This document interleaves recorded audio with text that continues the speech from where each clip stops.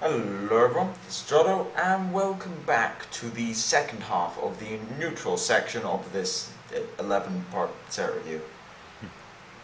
Uh, the next 9 parts are shorter, that gives me some optimism. Anyway, welcome back D.Lineman. How are you? Yeah, for most of you people this will be tomorrow compared to the last video, and for us it is also tomorrow, so we're both on the same track here. Anyway, we've got some epics to go over and some legendaries. So, we're going to do the same thing we did yesterday with the yes, no, maybe thing. Although we're going to talk a little bit more about the legendaries because I feel like we should elaborate more if we're talking about a 1600 dust crafting thing. Yep. Anyway, so starting with the Garrison Commander. 2 mana, 2/3 epic. With you can use your hero power twice on your turn. When can you normally use your hero power? Why is the on your turn there? Anyway, I'm gonna say no in constructed and yes in arena. Yeah, it's a 2 mana 2/3, so it's always going to be fine in arena. But Yeah, it's not I don't useful in think this is a constructed. constructed card. It's too small. Like you need to invest an extra 2 mana to make this worth it. It just feels like Koldara Drake is debatable because it's a 6/6. But even then, Right. the effect is debatably how useful that is, and that's infinite, Hmm. not just twice. Yeah, it's like using your hero power once in a turn for inspire effects. Yeah, you're okay with being set back a little bit for the benefit of the inspire, but probably not twice. Unless you're in top deck mode, you're not going to Right. get value out of this. So, yeah, I'm going to say no. Alright. Monster of Ceremonies. 3 mana 4/2 epic with Battlecry. If you have a minion with spell damage, gain +2/+2. Okay. Alright, can we talk about Arena first? This is playable. Not really. This is okay in Arena. It's not very good. It's not the best 3-drop in arena for There's sure. some awful epics in Yeah, Arena. and that's the big thing is that epic choices in arena are incredibly lackluster. Most of them, yeah. Yeah. Because especially base set has an obsession with awful arena epics. So does GVG actually. Yeah. So pickable in arena, but not saying a lot for the epics. Constructed, there is not a spell power minion at 2 mana. That's the problem. Well, I mean, besides Blood Mage Dalnos, I mean, Right. yeah, One I that don't will think this survive. right, I don't think this card is gonna make people want to play Cobalt Geomancer. But to be completely honest, squeezing in a 6/4 at any point in the game, I'll take that. I'm very okay with that. It's good in that Like, regard. like this will very likely probably only be used in Mage decks because there's that one card in the Mage decks that actually synergizes with spell damage outside of simply spell damage, that 1 mana spell. Yeah, I feel like we've got a bit of an issue here where we don't have enough spell damage minions that are good to make this card conceivably playable because realistically, the only decent spell power minions we have right now, I'm still saying spell power for 2 years, are Azure Drake and Blood Mage, and Blood Mage will not live. So you kind of have to play them on the same turn. So, yeah, it's a bit perplexing. Yeah, I don't think that this card is going to see much play. I mean, there is the Frigid Snowbolt, which I think might be one of the better spell damage giving minions in the game at this point. 4 mana 2/6. Right. Yeah, because it lives. Right. But I'm not convinced that this card is going to fit into a lot of decks, though. For the generally unviable spell damage archetype deck, this card will be very good. I've seen less good on paper cards seen played before, so I wouldn't put it past them. I'm just going to say that this feels a bit like Mini Mage, where you can't really evaluate it easily, but it just didn't get there ever. Right. Although Mini Mage is a bit easier because it's 1 life. Anyway, crowd favorite, ironically not a crowd favorite. 4 mana 4/4 epic with whenever you play a card with Battlecry, a card which includes weapons. Gain Yes. +1/+1. I'm just no, not constructed ever. But arena, yes, yes in arena. Yeah, I mean it's fine in arena. It's not the best body on its own, but there are more than enough cards that you're probably going to draft with Battlecry in arena. Yeah, and Definitely for much anyone, more. It's just Not in Constructed. Stay away from 4-mana 4/4s, guys. Just don't. Yeah, yeah, and constructed is probably not going to work. Mainly because after you play this card, you're playing how many minions with Battle Crown on a given turn? One at most, right? It's not going to grow very much for you. Yeah, I'm gonna say no. Yes. Okay, onto a card which I actually do like. Twilight Guardian. 4-mana 2/6 dragon epic with Battle Cry. If you're holding a dragon, gain +1 attack and taunt. You know, there's a theme of this where in fact, quite a few classes have random BRM dragon mechanic cards because they realized that there weren't enough to make it work in BRM, which is one of the reasons why Blackrock Mountain didn't have any effect besides Patron of Thorazan, basically. Right. But I like this card because it is a dragon synergy card that is also a dragon. And Yes. it's also a 3/6 with taunt if it triggers. Right. Now let's be completely fair. Now, this card, if it weren't a dragon, would have already seen as much play as Blackwing Technician, which in dragon decks was seeing a good amount of play. This being a dragon just makes it even that much better. Yeah, I mean, of course, out of the two Blackwing cards, the Technician Corruptor saw way more play than Technician, because Corruptor's a 5-drop, so you can play it later in the game, have impact, and you usually get the trigger. But Technician was only going turn 3. The reason I like Twilight Guardian is it's a 4-drop, so you're more likely to get a dragon. You can have 2 in your deck without limiting the number of dragons in your deck, which is nice. I still don't know if there's a dragon deck, however there seems to be... Dragon Paladin got some buffs in terms of options, and the reason I say Dragon Paladin is because Dragon Consort is the most insane incentive for running dragons ever. Yep. That card just, I mean, it's like powerful enough to the point when it's tried so hard to drive Dragon Paladin and it just didn't get there. Yeah, and also when you consider like how inconvenient it is to deal with a water elemental, even disregarding the freeze, a 3/6 on turn 4 is just really awkward to deal with. It also kills things, unlike 2/6s.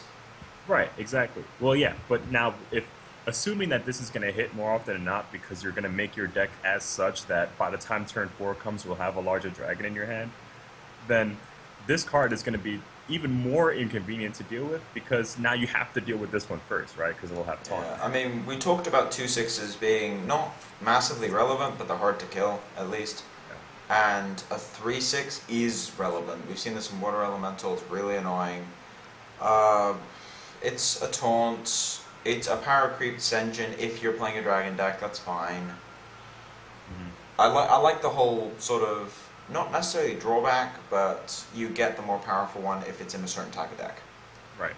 That's cool to me. That's what we saw with Blackwing Technician, you know, the better spider tank if you're playing a dragon deck. Right, exactly. So you won't see too much of it that it hurts the game. Exactly. It turns out in the case of the Blackwing cards, Corruptor saw more play just because it costs more, but the main thing was they didn't ruin the game because dragons were not very good. Right. Anyway, Recruiter, 5-mana, 5/4 epic with Inspire. Add a 2/2 squire to your hand, which is a 1-mana 2/2. Arena, definitely good card in Arena. Constructed, no. Right. I think that a general theme here that we're going to see even when we get to the class cards is that the Inspire effects aren't really that impressive. There's only a few that are good. Right. So it's kind of making me question how much of an impact the Inspire mechanic is going to have, especially when you consider that if I were to pick one of the better Inspire effects, I would actually pick this one. Well, I mean, and that's saying a lot. What's kind of funny is like the only Inspire cards that are good are either very, very well designed in case of combatant, as we'll get to later, or just ridiculously broken. That's the problem with Inspire, and I think it's still a good mechanic. It'll see a lot of play in Arena and be fun. It's just funny because like I would say the top 10 cards, there's probably like 2 Inspire cards. In the top 10 in the set, which, considering it's supposed to be the marquee mechanic, and the other mechanic is Joust, and I don't even think there is a Joust card in top 10. Probably. Yeah. Probably not. Recruiter is good in Arena because it makes, basically for 3 mana you make a 2/2 and you hero power. The problem with Constructed, before anyone says anything, is do you play Silverhand Knight? Because Silverhand Knight is a 5-mana 4/4 that starts with the 2/2. You don't need to hero power. Yeah, yeah, absolutely. And no one plays that card.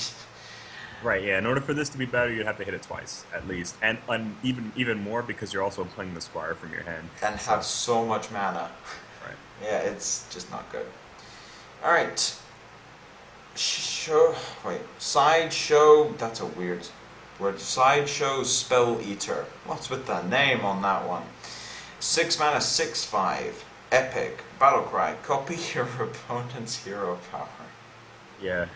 The trolls are real. This is the kind of thing you play in like Face Warrior.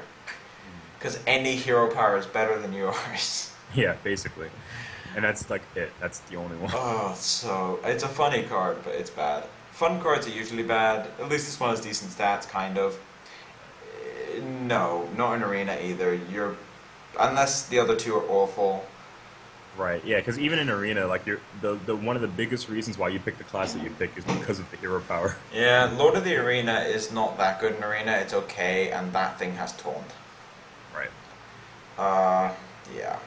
All right. We haven't really been doing well with these epics so far, have we?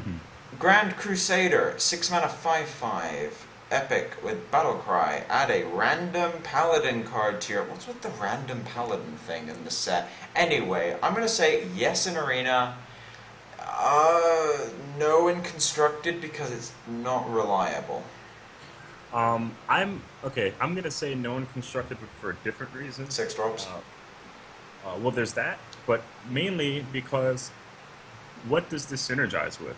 Doesn't. Right? Yeah, it's just a random 6-drop, and again, yeah, other 6-drops that actually work well with the theme of your deck. You know. That being said, the Battle Cry, I think that's a rather powerful effect. To be completely honest, obviously what you don't want to see are the secrets. Oh yeah, Generally. most or some other really awful Paladin cards. There's some bad ones. I think the main problem with Crusader is it's a 6 mana 5/5, and if you have 2 of these in your deck, you'd have to try really hard to persuade me to not tell you to replace them with Thor's and Sylvanas. Right, yeah, and you're probably not going to run 4 6-drops or more than that. You know, Unless you're playing Druid, but even then, it's not worth it. You'd rather play Kodo Rider. Like, yeah, no, it's no point. it's just, yeah, it's not good. In Arena, it's good though. It draws you a card, well, kind of. You don't get to choose how good the card is, but most of the time it will draw you a card. Yeah, and the quality of the card is much less relevant in Arena. Exactly, as long as it is something that does something. Right. Alright, Kodo Rider. 6 mana, 3/5 epic with Inspire, summon a 3/5 War Kodo. That thing is a beast, but it's not a Kodo Rider. If it was a Kodo Rider, I actually would like this card. However, because it's not a Kodo Rider, I'm on the fence as far as Constructed. I don't think it is good in Constructed. I think it's a powerhouse in Arena. But I don't like it for Constructed. The reason I say if it was a Kodo Rider is because it looks like a 6-drop, and you're like, yeah, you get 2 3/5s. No, it's an 8-drop. Right. I think that this card is only playable in Druid. Because you can round it. And right, and that's playable, right? That's not to say that it's particularly good or great, right? I wouldn't fault someone for playing this in Druid, but that's it. And that doesn't really mean that this card is Constructed worthy. Even then, I think there's some better options. If it made a Kodo Rider, it would be pretty good. Because then it'd be like the Grim Patron equivalent. Actually, that would be a bit broken. You just play it in Mage. You get Koldara Sticks, and it's just like, Kodo Rider, make 4! Yeah, if this card were, if it's summoned a Kodo Rider, it'd be absolutely broken. Yeah, so that tells people I should not balance cards. Actually, no, I realized it'd be broken, but yeah. Some people don't Garrison realize Commander that their would versions see are more broken. play. Yeah, that's true. But it doesn't, so I'm going to say it won't see play. Frost Giant, because every set needs a giant. 10 mana, 8/8, as most giants are. Costs 1 less for each time you used your hero power this game. Arena, it's a giant, it's good. Constructed, no. I'm going to say yes in Constructed, and that's based on the assumption that Inspired decks are going to be, that there's going to be viable Inspire decks. Maybe. In a universe where there are viable Inspire decks, Frost Giant's a really good I card in these think decks. the time I can conceive it being played, a lot of people say, "Oh, look, it's Handlock," and I'm like, "No, they hero power like 4 times a game." Right. The one that I could see it being played in is a Forgotten archetype, which is Giant's Paladin, because Giant's Paladin ran Molten Giants for the ultra late game, and it would just crush you late game by playing 2 free ones. Now, Right. Control Paladin decks hero power a hell of a lot. A lot. Quite a lot. Like Um, 8, 9 times a however- game. However, Control Paladin decks also have a very difficult time finding room for more threats than otherwise. That is true. Now, I'm not saying it would make the cut. I'm just saying that's where I could conceivably see Yeah. it being played, because it does not need to be in your hand. It's unique in that regard. It does not need to be in your hand like a lot of other cards to get the bonus. It's just this game, which means you can draw it late game, you can get it. The problem is it worth running? I would say maybe as a one-off if you can find space, but I honestly don't think you will be able to. I think it's worth running as a 2-of in a mid-range Inspire deck. If I'm it not exists. sure how. If such a mid-range Inspire deck is viable, and it wouldn't surprise me if it was. The right? other So- problem is that that mid-range Inspire deck needs to have a big game hunter target in it, besides Frost Giant, because you're gonna feel like a bit of a dumbass when you're getting into top deck mode. You play your 0 mana Frost Giant with 6 mana left, and then just like big game hunter I've been holding for the rest of the game. Right. Yeah. It'll. As with everything, it'll take tinkering, but It will. if there were a BGH target, this would be the one. And then you still throw in your Doctor Booms or what have you. Yeah, keep in mind it's a powerhouse late game card, not like Fell River where you play it early, even though the reduced cost still exists. Yes, exactly. It's attrition. Yeah. Definitely the most interesting of all the epics, I think. Twilight Guardian, Yeah. I think, is the best epic. Yes, it's the one that's definitely going to see the most play. I think there's no question about From most of them vary from 0 to hypothetical. that. Right. Which is, considering the quality of the rares, have you noticed that the more rare the cards get, the worse they get? So far, yeah. All of these cards have been pretty bad so far. Alright, so GVG had issues with this as well, where none of the expensive cards were actually good. Besides Boom. Yeah.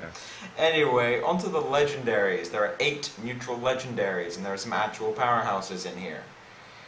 Alright, there's also some of the arguably worst legendaries in the game, but there are some powerhouses in here. First of all, Fiola. No, there's no I there. Fiola. Yeah, but I think it's Fiola. It's Swedish, Yes. I know, but I can't pronounce it. Someone made a comment last time I looked over this card, and they said it was pronounced away, and I've just forgotten. But anyway, I'm going with Lightbane, because that's what everyone's going to call her. okay. Lightbane.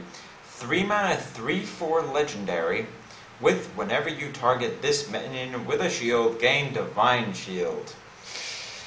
Oh, because priests needed more 3/4s that they can. Oh god, there's 2 of these things. There's Lightbane and Darkbane, and there is a lot of priest players saying, "Wait, so Dark Cultist, we're starting to cut down to like 1 because it's not that good anymore. Oh, we got some better ones." Oh my god, why? The reason I'm saying priest is because they have power with shield and villains chosen. Right. They have the most options for self-targeting. They have the best self-targeting, ones that see play even with no synergy. Right. This is the less swingy of the 2. The other one, since we're going over both these at once, because I feel like we should compare them. Darkbane has the same effect, same stats, well, similar effect, although instead of gaining a Divine Shield, it deals 3 damage to a random enemy, also known as Noxious's new least favorite card, because he hates Knife Juggler. Yeah. This is, to be honest, when I saw these cards, I was just like, Priest got some love in the neutrals. Yeah, I think that Darkbane is clearly going to be much more impactful than Lightbane. It's also going to be, Without it's question. less reliable, but the effect is way stronger. Yes. Now, with a Lightbane, I don't see Priest using it. I don't see any class using it outside of Arena. I think it's mid-tier in Arena, mainly because chances are you're going to get one of those big fat legendaries.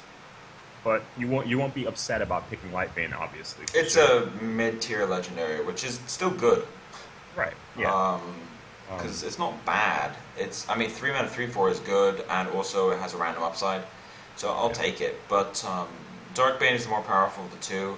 Light Bane, I think is there any conceivable strategy? Maybe some weird paladin deck. I don't know. Yeah, because the thing is, Maybe we're underestimating it, and Priest actually does want to play both. I think they'll play Darkbane and 2 Cultists, personally. If you see Lightbane being played, I think it's more likely it gets played in Paladin. Mainly because of Paladin decks that will interact with Divine Shield differently. You might see things like Blessing of Wisdom, who knows, right? I think if you see Lightbane, they'll probably be with Darkbane. Yes, yeah, because there's no reason to run the weaker one if you're not going to run both. Yeah, exactly. I think Darkbane will see play on its own out of the two, but I think Lightbane, whenever it does see play, which we don't know how powerful this is, it's a bit hard to judge.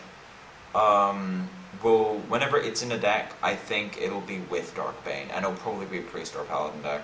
Maybe Priest wants 4 really high powerful, like high power level 3 drops. Maybe. I think Divine Shield might be one of the more underrated, more overrated keywords a card can have. Maybe. The fact that it can gain it before attacking is a big deal. Yes, that is definitely the... You can't ping it off. Right, for sure. So that's a big deal. But yeah, Lightbane is weaker, but they're both pretty powerful. I think Darkbane will see way more play, though. Yes.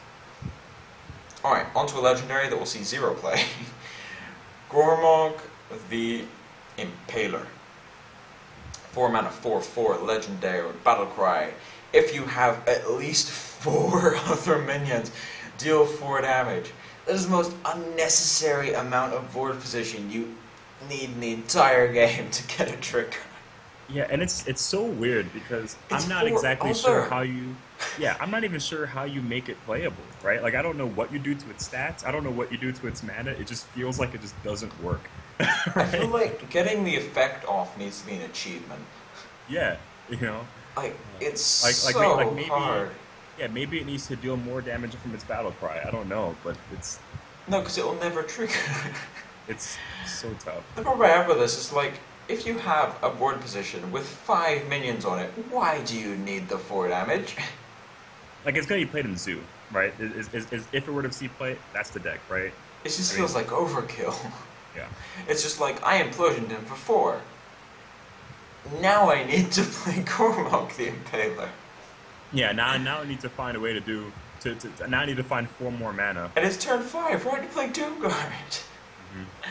It's like... Oh, it's so bad. You're never going to get this trigger in Arena either. It's just 4 mana 4/4.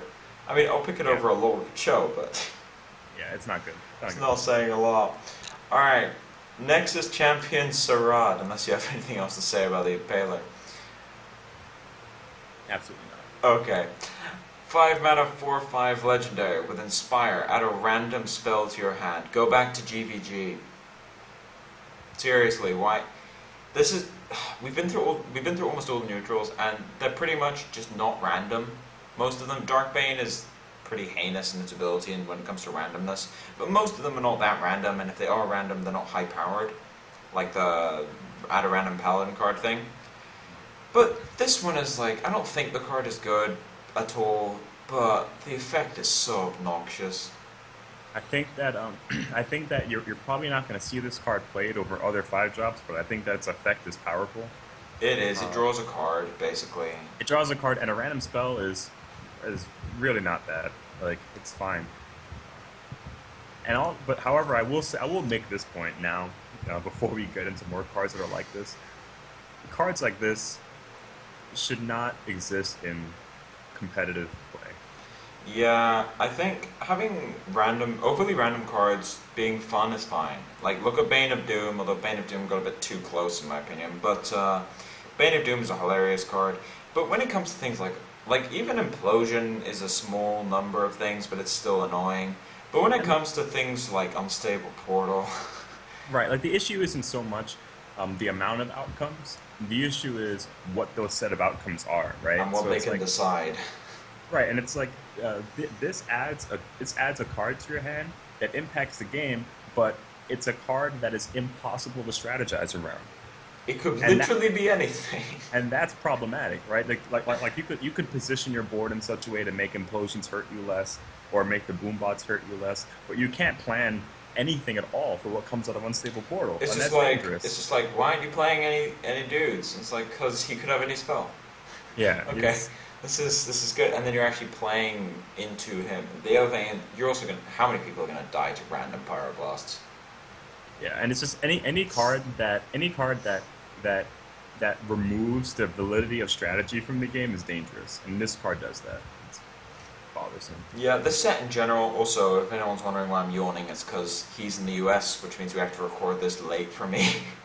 So I'm kind of tired. But anyway, the set review must go on. But yeah, this set does a good job of reducing the randomness. I think they realized with GVG that they added so much randomness in that even the casual players that they were trying to appeal to with the randomness started hating it. It's just like, okay, we've gone too far. So BRM had almost none in it, and it had a few, but not that many. And TGT has, I want to say, about 10% randomness probably, and most of them are not designed to be competitive.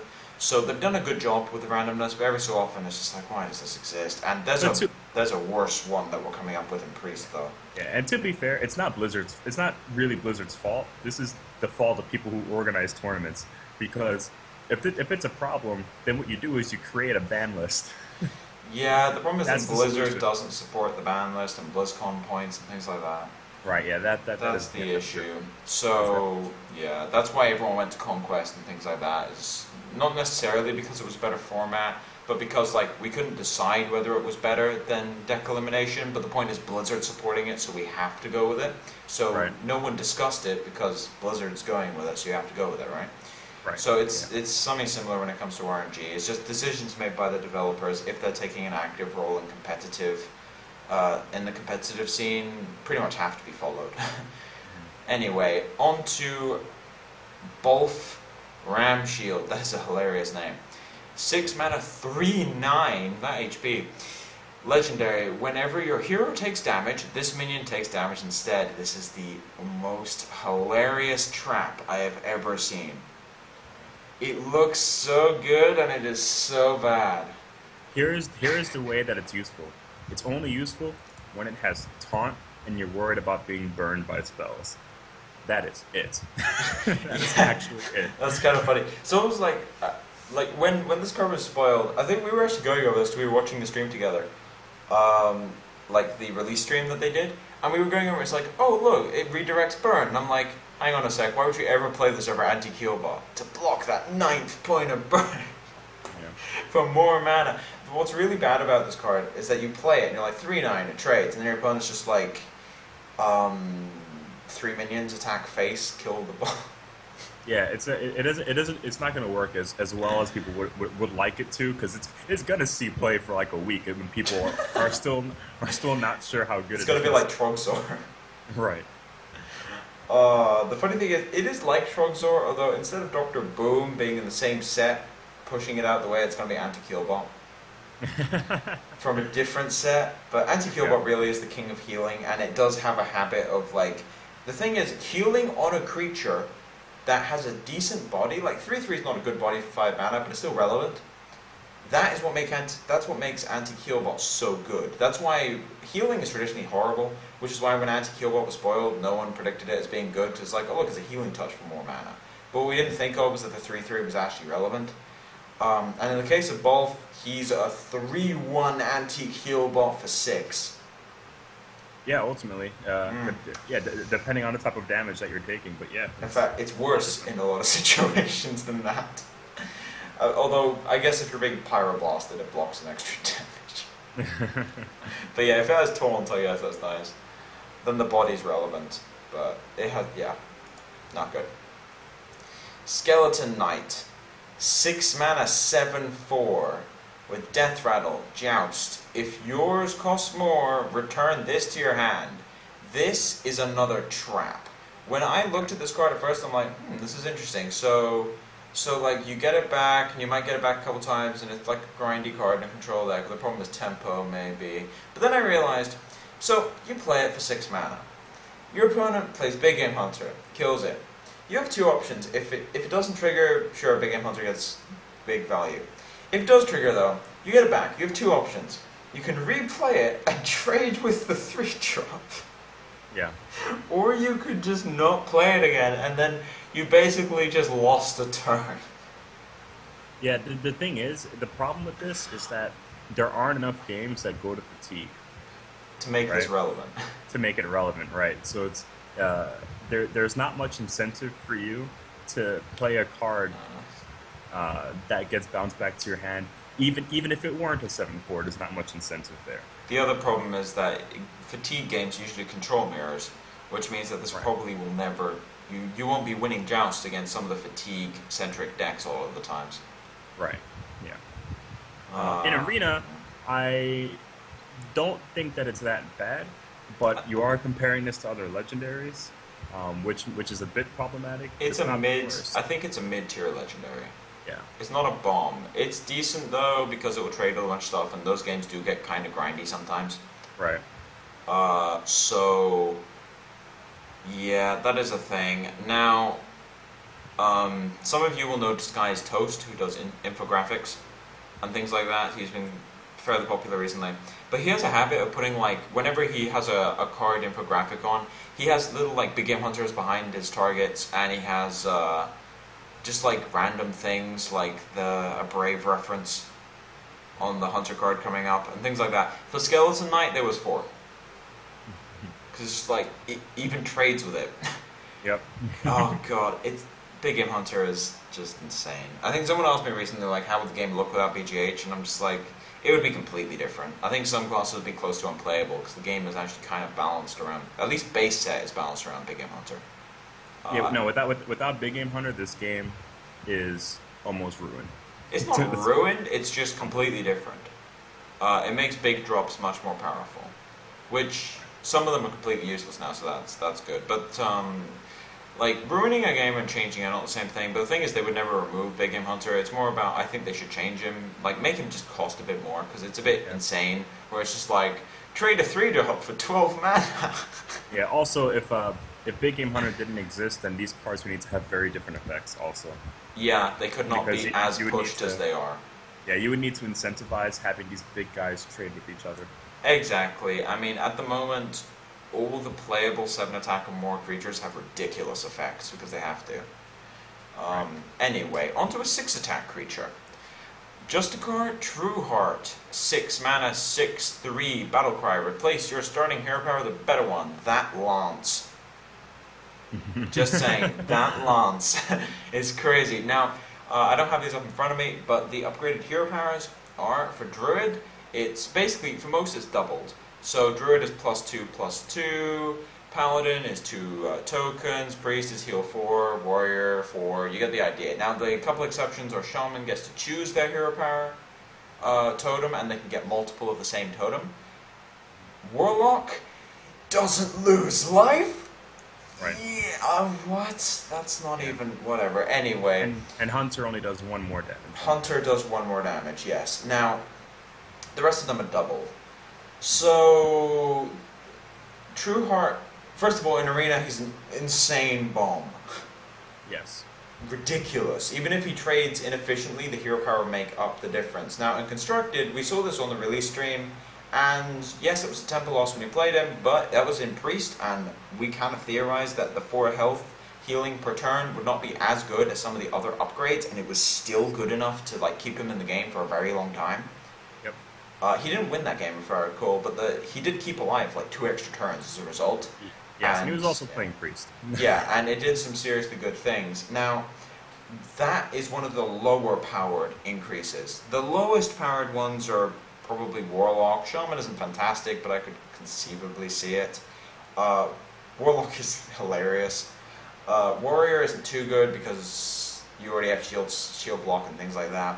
The most high powered ones are like Mage 2 damage, Paladin 2 guys, Druid heal 2, deal 2. Yeah. Like, there's some crazy upgrades. I think the most powerful one is Paladin, followed by Mage and Druid, personally. Yeah, I think it's definitely Paladin to top it off. I'm not completely sure where the others fall under that. I'm inclined to think that the ones that do damage are the ones that are going to be more valuable. Rogue gets half a deadly poison for free. They get the 2/2 dagger, which I actually think is more relevant than people are giving it credit for. I think this card is great in both. I think that this is the card that would make Inspired decks relevant. If they were to be relevant, it would be because of this card. What I like about this card is it's like, it doesn't need to be an Inspire deck to make it relevant. It's just the kind of thing where it would make it more relevant. The other problem is that because it's only a one-of, it makes it harder to work with an Inspire deck. But as a general value card, I think it's incredible. Especially Paladin. Like, you think Warrior Control has issues with Paladin now? Yeah. Oh, No, yeah. there's some tools they got that completely annihilate control decks. Yep. And Like, also now when you consider the sheer amount of help that Paladin has with buffing its own creatures now in this set alone, those two 1/1s every turn are going to be a pain to deal with. not to mention, they actually got some like insane. Like Paladin got a lot of help this set, not just from their class cards, but from their neutrals.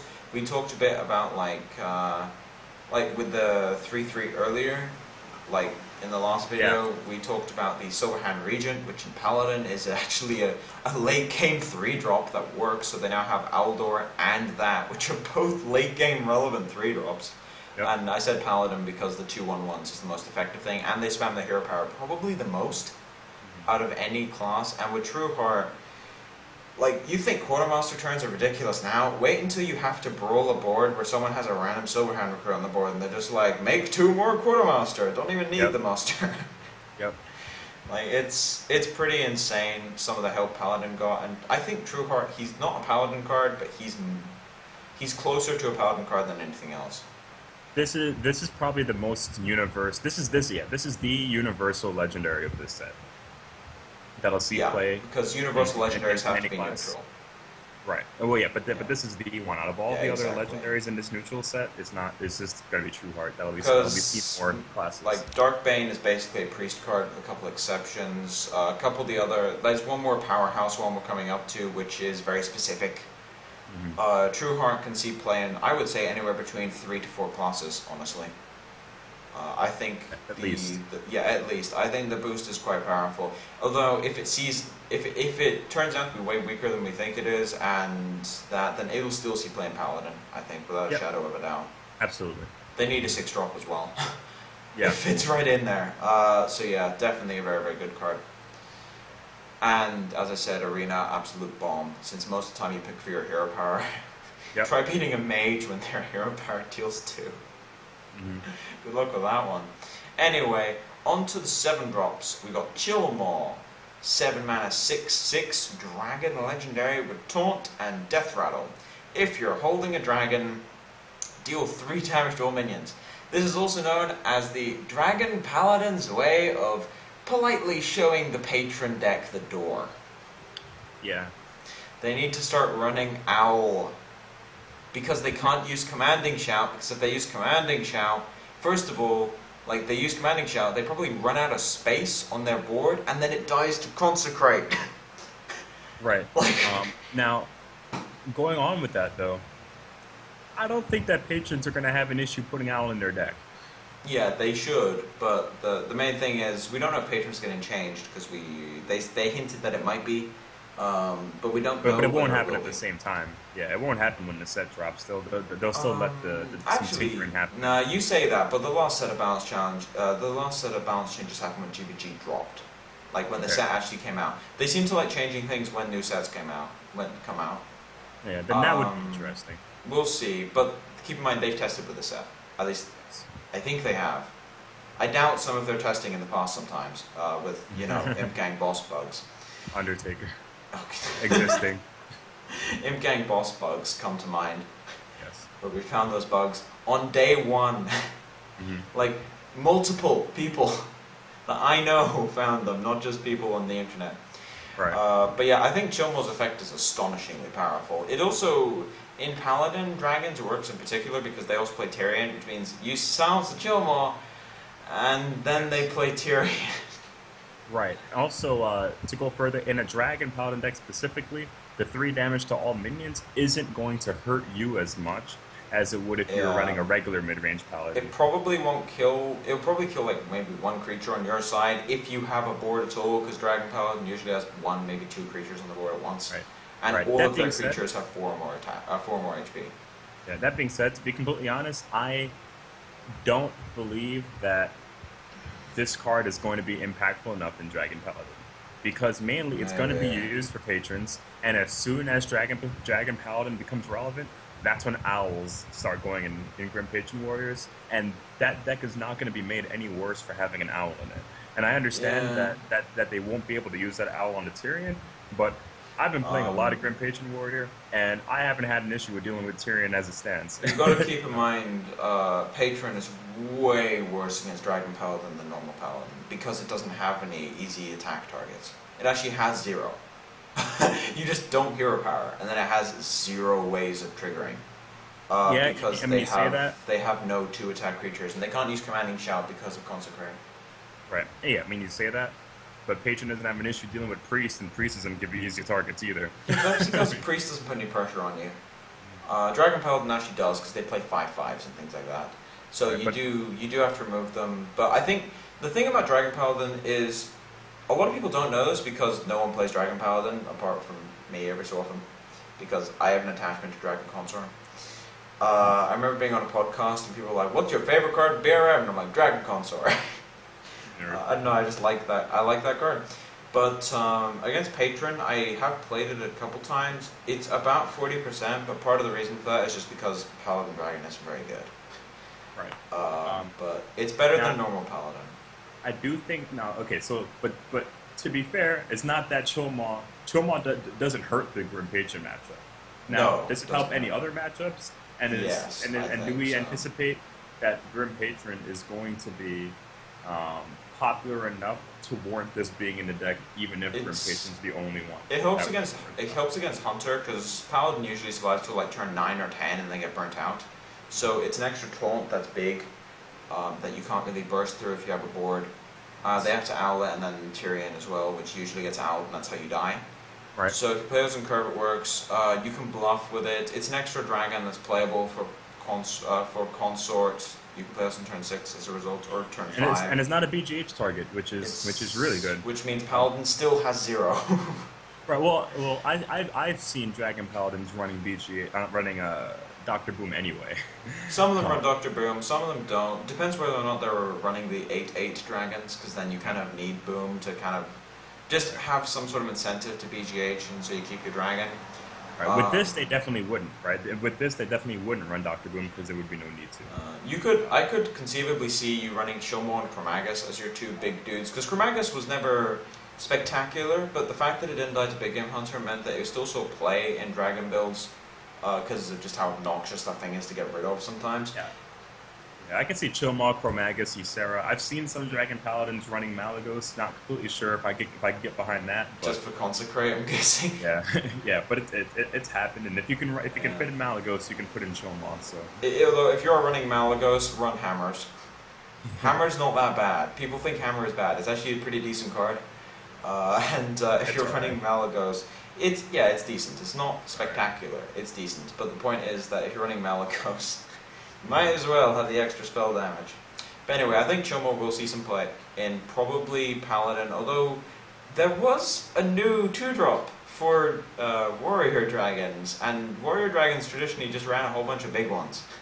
yeah, and you know what, Chilmaw It would fits. work in Dragon Warrior for sure. Chilmaw would work in Dragon For anyone Warrior. who's wondering what this Dragon Warrior is, it's basically the name of the control warrior that ran the dragon win conditions instead. Yeah, and had Blackwing Corruptors. Yeah, exactly, for some extra control. And Chilmo is a lot of extra control. Yes. It's not a win condition per se, but it Well, definitely throws resources into it. You know what Chilmaw does for Dragon Warrior is because one problem that I've seen with Dragon Warrior decks, which had them never really get into strong favor, is that double brawl became the norm, and Dragon Warrior decks had issues with fitting in 2 brawls because they just weren't finding enough threats. Whereas now you can just replace one of your threats with a board sweeper. Right. So now you have Chilmaw, so you don't need the 2 brawls, and then that in and of itself might make Dragon Warrior on an even tier with regular Control Warrior. Maybe, also with Varian coming up. That will see play, I think, in any slower warrior decks. And a lot of the dragons they do have battle cries, but in the case of Chilmo, you don't lose anything. In the case of Chromagus and Ysera, if you're running either of those, you don't lose anything.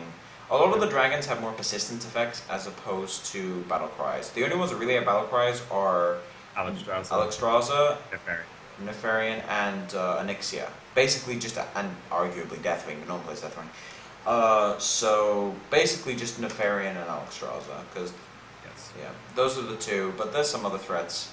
And even if you get a free 8/8, no one's complaining if you get a free 8/8. Yep.